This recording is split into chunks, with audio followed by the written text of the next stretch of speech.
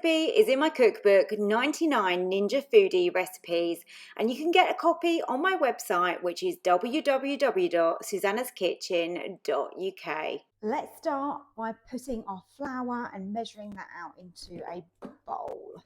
So I've got a little bit of flour left here, so I might as well use this up. So we pop that in. So it's strong white bread flour that I'm using.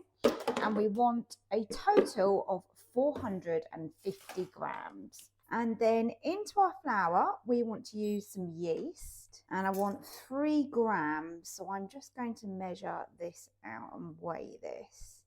We want 3 grams of sugar and also 3 grams of salt. Now I've measured out my butter already, and that is 30 grams, and that is softened butter. And into that, I'm going to add 1 egg. Try not to get any shell in. Oh my goodness, this is a soft egg. Soft shell on that one. And we just combine those two together. So give those a little mix. And I've also got over here 250 millilitres of water. And basically what I do is I put all the wet ingredients together and then we mix those into the dry. So let's add the water in. This water is warm. So let's combine all of this dry ingredients together. And let's start working in our wet ingredients. I've held back a little bit of water just in case I feel like it's too much. Now we want it is kind of a wet sort of dough, but we don't want it to be too sticky, because if it's too sticky, it's really not going to be any good.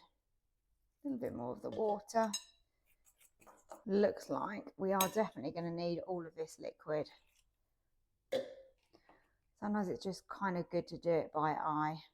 There's nothing better than being able to make your own bread or your own bread rolls. So I often make my loaf of bread, which you've probably seen me do on the channel before. And this is how I like to make my rolls. Obviously the butter really enriches the dough. So it's a really nice method, this one. Now I'm just going to get my hands into here. As you can see, that's forming a nice dough. It is a little bit sticky. As I said, that's going to be fine. I just want to give this dough a little bit of movement and a little bit of kneading. Oh my goodness, look at it all stuck to me. That's fine though, it's coming together. Look, you can see it's a nice sort of stretchy dough and it's not as sticky now. I've literally just worked that dough for a couple of minutes, just gets rid of that stickiness, makes it all come together, and it's nice and pliable now and easier to work with. Now obviously we're making rolls with this, so we want to cut it into equalish parts. So I'm just going to go down the middle of the dough and split that in half, and then in half, like that. Look, that one stuck to me. Get off.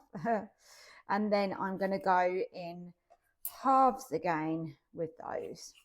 That's really up to you. You know, when you do this, you can definitely weigh them, you know, if you're particular and you want them to be a certain size.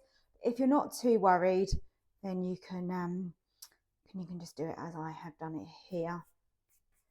So let's just make those into nice little bread rolls like this, and then we're gonna bake them.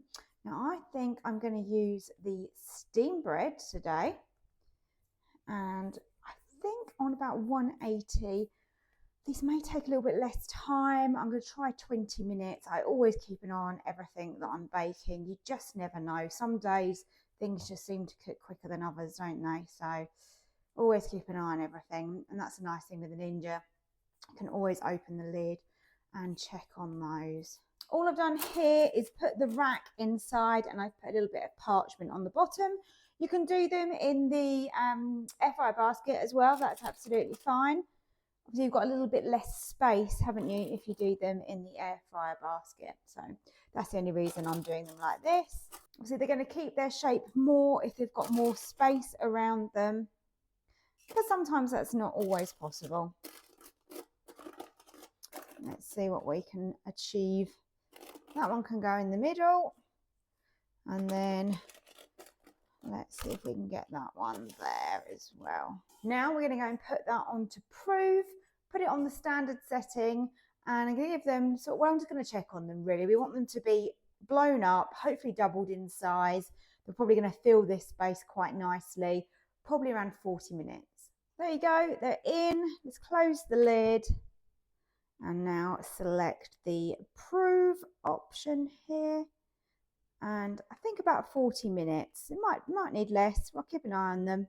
I've actually given these 50 minutes, so let's have a look. Brilliant. They have puffed up nicely. I checked them at 40 and I felt like they need a little bit more, so that's what I've gone with, and I'm happy with that.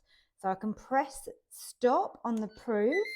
I'm just going to lift up carefully the basket. It's going to take the rack out and add my water to the bottom, so that's 250 mils, because I'm going to put this onto steam bake. Oh, I am catching them a little bit at the side. Never mind, we're okay. It's all good. And then we can go over to the combi steam setting and we can go on to steam bread. I'm going to go with 180 and let's go with 20 minutes, but they may not need a full 20 minutes like a loaf does, but we'll see how we go. I've checked these a couple of times, really quickly opened the lid and put it back down. I think these are cooked. We're at 16 minutes. Look at those. I'm going to get them out. I really do think they are done and they are lovely and crusty. I'm glad that I've used the parchment on the bottom because we can take them off really easily. Of course, you could cook your rolls separately, so you could say maybe just put 3 in one go, and that way they would keep their nice round roll shape. But, you know, for the purpose of cooking these at home and getting a really good bake and doing it speedily, then it's just as good to do it like this. I left these to cool. Let's see if we can pull one apart and we can have a look inside. Look at that texture. They are really light, but they've got a nice crust to them. Cooked on the bottom,